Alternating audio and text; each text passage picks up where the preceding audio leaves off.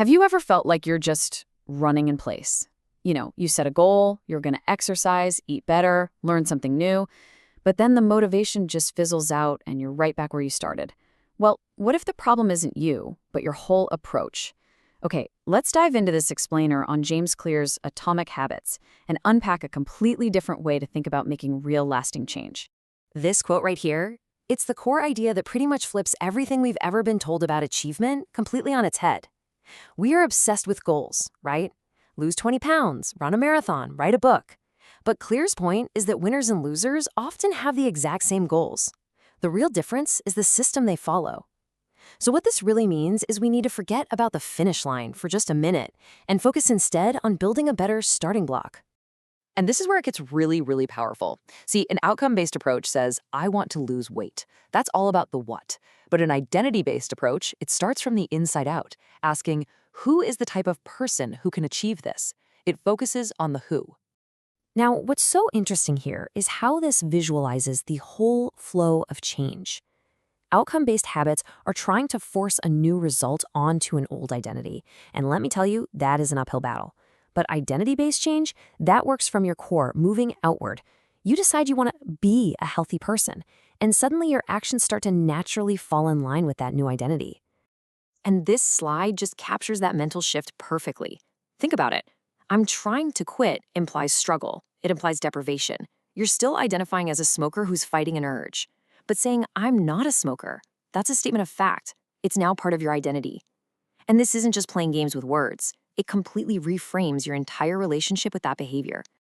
Okay, so if changing our identity is the key, how in the world do we actually do it? I mean, we can't just flip a switch in our brain, right? Well, the answer is surprisingly simple, and it has everything to do with the tiny little choices we make every single day. I absolutely love this metaphor. Just think of your desired identity like it's an election. Every time you go to the gym, that's one vote for I am a healthy person.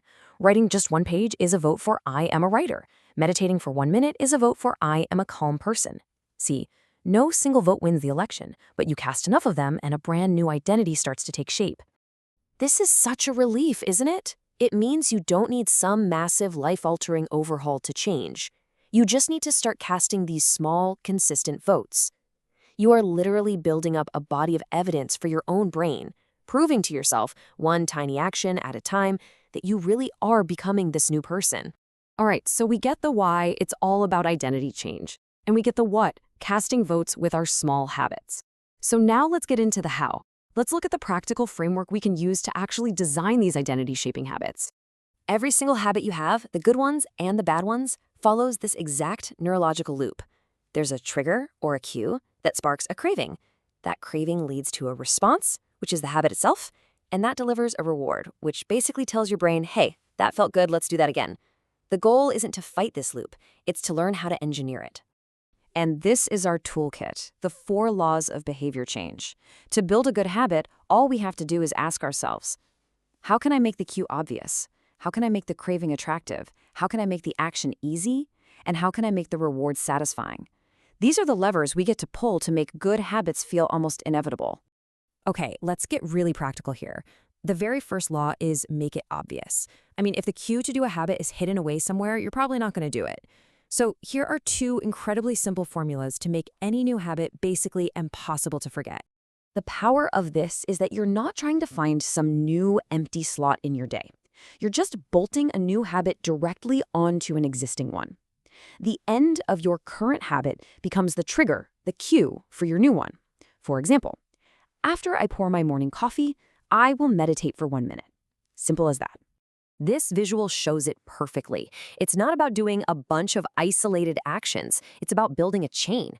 Your existing routines already have momentum, right? Well, habit stacking just latches onto that momentum and uses it to pull your new habit along for the ride. Now, this one tackles the second law. Make it attractive. You pair something you need to do with something you really want to do.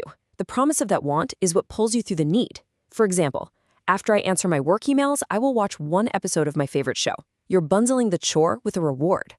Okay, this might be the single most important strategy in the entire book for just getting started. We all know that feeling of being totally overwhelmed by a new habit. The 2-minute rule is the perfect antidote to that inertia. The whole idea here is that you're not trying to achieve the final outcome just yet. All you're doing is mastering the art of showing up. Read every day becomes read one page. Do yoga becomes take out my yoga mat. The goal is just to make starting so incredibly easy that you can't possibly say no. This slide breaks it down perfectly. It shows how any huge ambition can be boiled down to its simple 2-minute beginning. Your goal might be the marathon way out there on the horizon, but your starting habit, your gateway habit, is just putting on your running shoes. Literally, anyone can do that. You just make the beginning of the process ridiculously easy. This just sums it all up, doesn't it?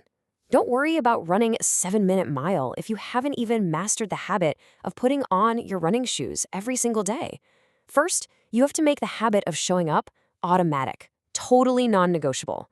Only then should you even start to worry about improving it. So, as we start to wrap this up, it's so important to remember this. A tiny 1% improvement each day, it seems like nothing in the moment. But over a year, that small, consistent effort compounds into something truly remarkable. Your habits are literally building your future, one day at a time. So that leaves us with one final, very practical question. This isn't about becoming a whole new person by tomorrow. It's just about casting one small vote today. So what's your vote going to be?